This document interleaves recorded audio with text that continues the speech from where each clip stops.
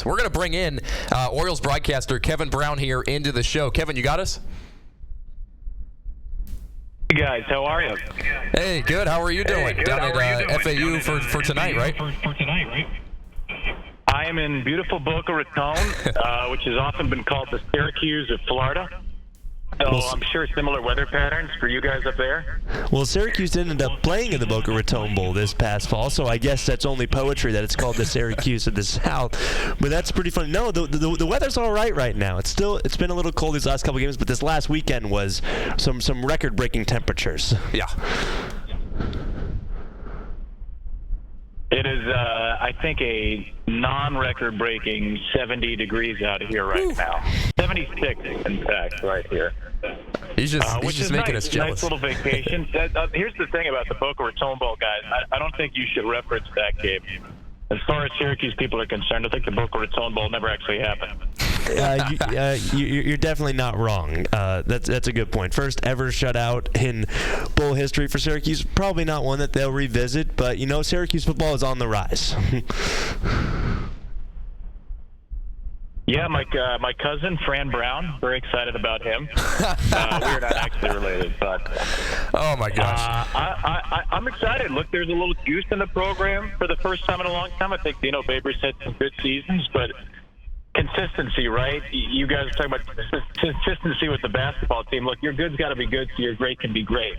And for Dino Babers, the good wasn't always good. There were a couple of seasons where they got over the hump. They had that Orange Bowl contending year a couple of years ago. You had a Pinstripe Bowl, beat West Virginia. It's about consistency. I think Fran Brown brings consistency with the way he handles himself. I think he brings consistency in the message you get from these recruits. And as a Syracuse alum, it's a pretty exciting time.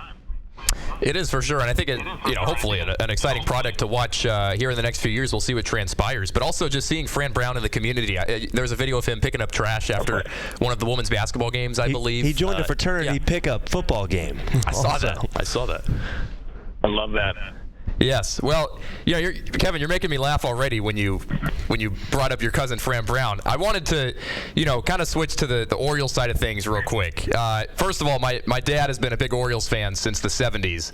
So the fact that, you're now the voice of the Orioles and everything like that, it's kind of a full circle moment, and he's a huge fan of you back in California. But a moment that struck me last season was when you were bringing up Blink-182, and I know it's one of your favorite bands you talk about all the time, but when you actually sung, Where Are You on the air with your analyst, that was awesome. That was hilarious. How did that just kind of transpire? How did that moment happen? That moment happened because it was, I think, an 8-1 game in the 7th inning at midnight on the East Coast. So at that point, you're kind of just looking for anything to abuse yourself and your broadcast partner. Like, the thing about a good broadcast is, sometimes you just forget about everybody at home. It's not that you're not thinking about them, but you just kind of want to make yourself laugh and the guys next to you laugh. And people say, well, the great broadcasts are two people that are, having a conversation, that are on a couch together. Like, you want to bring a little bit of that hominess to it. Homeliness, I guess, is probably a better word, or hominess, depending on your perspective. But I think the Orioles were getting crushed. I think they were getting crushed from the second inning on in that game, and they were at San Diego. And sometimes you just need to sing Blink-182. Sometimes you just need to keep it loose. We could analyze every pitch at that point, right? We could go in depth on the nitty-gritty, on the spin rate of whoever was in the game, their slider at that point, and how their vertical drop had changed since April. Nobody really cares. We want to be entertaining. People want to be entertained. And if you're watching the game back in Baltimore, it's midnight.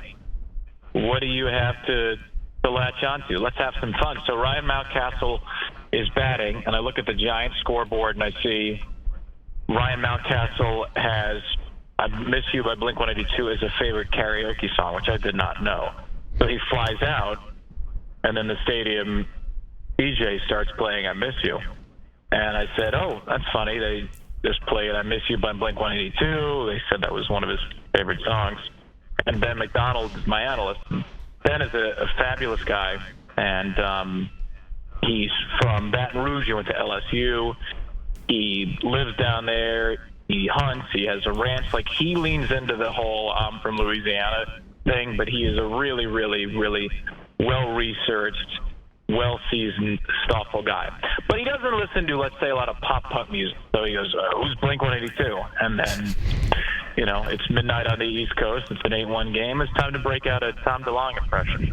So the band has heard about it, which they confirmed in an Apple Music interview. So maybe we can get Blink-182 to Camden Yards this season. Maybe we could get them there in the middle of their tour and come throw out a first pitch and hang out with us or something. If anybody knows any of the members of Blink-182, please feel free to put me in touch with the band. Unfortunately, I don't think Nico or I do. I don't have a connection. We'll definitely keep a. You don't? You guys aren't like cousins of Travis Barker or something? Unfortunately, I don't think Nico's connections expand that far, or mine. But we'll definitely keep an ear out.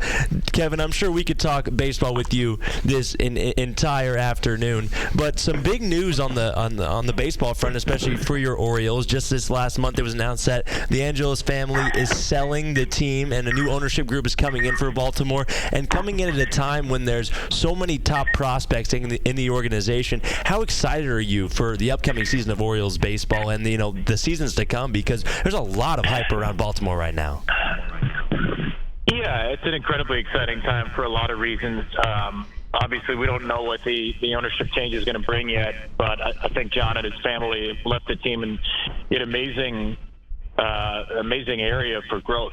I mean, John really took over as the control person in 2019, and the first thing he did was hire Mike Elias.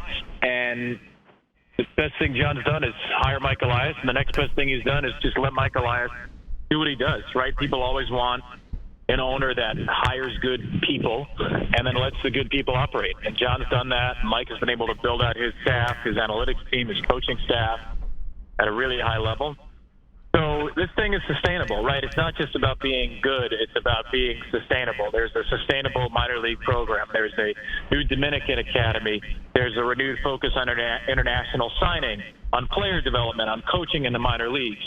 That's all sustainable. And if you watch the Orioles now, you see a lot of players that are homegrown that were drafted or signed by the Orioles, and you'll see a lot more of those players in the years to come. So that's really exciting. So this new ownership group, assuming the deal is approved by Major League Baseball, is going to come into a great situation. The big move this offseason, the Orioles had Corbin Burns, who won the Cy Young 3 years ago, is one of the top 5 or 10 best pitchers in baseball for my money.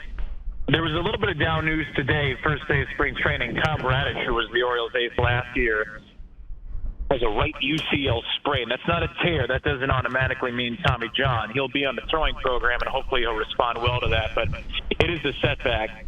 That being said, the Orioles have built depth, and it's what Mike Elias has been able to do as well as anything, build depth. Look, you have to have depth to compete in the American League East. A lot of people up in Syracuse are Yankees or Red Sox fans that know that. There are big money teams in the division. There are big spenders. The Orioles haven't necessarily been that, or not operating in the same market. So how do you win? You have to think differently. You can't be going for the same big-name free agents as other teams necessarily. You have to build depth. You have to think strategically. You have to have players that play multiple positions. And that's what the Orioles have built out, very similar to what Tampa Bay's built out over the last 8 years or so. So I'm really excited about this year. I'm excited to see the directions the franchise goes. I'm excited to watch Corbin Burns pitch, hopefully 30, 35 times into the playoffs. My gosh, what a thrill that could be. And, I'm just excited to watch another great team in orange. I mean, that's really all I'm about, guys. It's just quality, orange-clad sporting teams. Definitely. That's awesome. And, Corbin Burns, obviously a huge acquisition during the offseason. So hopefully another exciting Orioles season coming up. We're going to hit our first break here on Newhouse Afternoon. You're listening to ESPN Syracuse and Q Sports Talk. Join Gomez and Red live on Q. All right, Kevin, we still have you on our... Cool, thank you. We still have you on the live stream here. So bringing it back to the other orange team for Syracuse. You were here at the Dome during the Quadir Copeland buzzer beater against Miami. What was that moment like for you, not only going here as a student, but now actually calling the game on an ESPN channel and having a buzzer beater like that?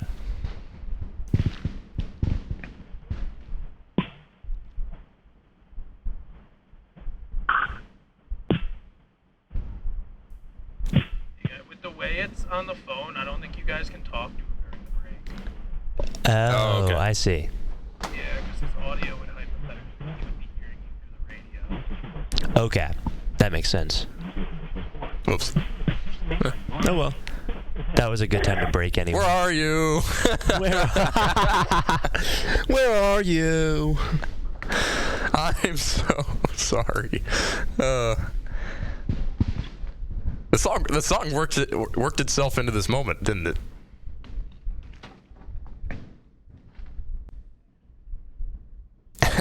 Oh man. Yeah, unfortunately, we can't fill this time by singing Blink 182. If I was on the other side of that, I'd be like, where are these guys? Yeah, I would Where are definitely these be a little guys? confused, but that was a good time to break, so you're fine. Yeah, no, it was. Yeah, that Orioles team they're an exciting product. They're fun to watch. You know, they have so many young, talented players that just and remember the whole sprinkler head thing last season? I'm just like, I'm so interested to see how this AL East sort of pans out because it's such a toss-up. And I think it's going to be a toss-up again because the Orioles have so many pieces on their squad, but at the same time, the Yankees retooled a lot. Now, do I think the Yankees are going to be better? Maybe not, but we'll see. Red Sox are still kind of in the basement, but you can never really count them out at the end of the day just because it's an AL East and they've always performed pretty well. Blue Jays got a lot of new pieces the last season, so you got a second season with a lot of more familiar faces. They made the playoffs last year, so you've still got some returners on that front. And then who's the one team I'm missing? Oh, the Rays. And the Rays somehow find a way to win 100 games. I know. Without even... Yeah, it's crazy. Brian Cashman's just like, I'm going to win 100 games because it's so easy for me. I know, definitely. With having no money. Yeah, it'll be... pitchers and catchers. Pitchers and catchers have reported today. Is that today? Okay. Well, some of them were yesterday, some of them were today, some of them were a little earlier. But I think officially this is the last day. Wow. I think a week from today is baseball. A week from today is baseball, which is pretty awesome. That's awesome. That is awesome. Yeah, it's baseball season. Can't wait. I'm just excited to make it out to a couple spring training games. I'm just excited to just watch games during class. Yeah. That's all I do. Sorry, Mom and Dad. Well, what you should also be doing is joining my fantasy baseball league. I am. No, I'm not joining your fantasy baseball league. If anyone out there wants to join my fantasy baseball league, I'm still looking for 2 more people. So. At dvauthors.com. ESPN 97.7 and 100.1. Watch live on QSportsTalk.com. Tomorrow's broadcasting stars today. Broadcasting live from the campus of Syracuse University. This is Newhouse Afternoon. Welcome back into Newhouse Afternoon with Nico Horning. I'm Max Gifford, and we're joined by a very special guest. It's Orioles play-by-play broadcaster Kevin Brown. And Kevin, right before the break, we actually brought it up during the break. Eventually figured out you couldn't hear us at this point, but now you should be able to hear us. You had the opportunity just recently to be in the Dome as a Syracuse alum, and you called a pretty big moment, one of the bigger moments of the season in all of Syracuse athletics. Quadir Copeland's buzzer beater. What was it like being in the Dome as someone who has been at WAER, gotten to call games, and now being on an ESPN channel and calling it? And what was the excitement like in that moment for you?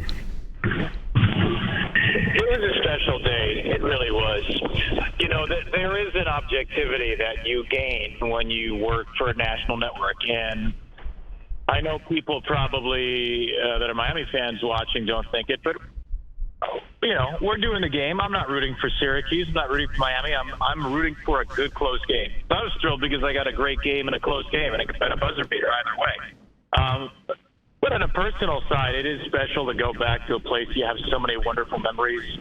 My first game I called in the then Carrier Dome would have been, it would have been in 2009 doing high school football. I think it was a Liverpool high school football postseason game for Z89 for WJPZ. And then I had the chance to do a Syracuse football game against Rutgers at the end of the season, my junior year. So, yeah, you're going on 15 years of history in that building. I never called a buzzer beater in all my time there in college. So this was a first for me.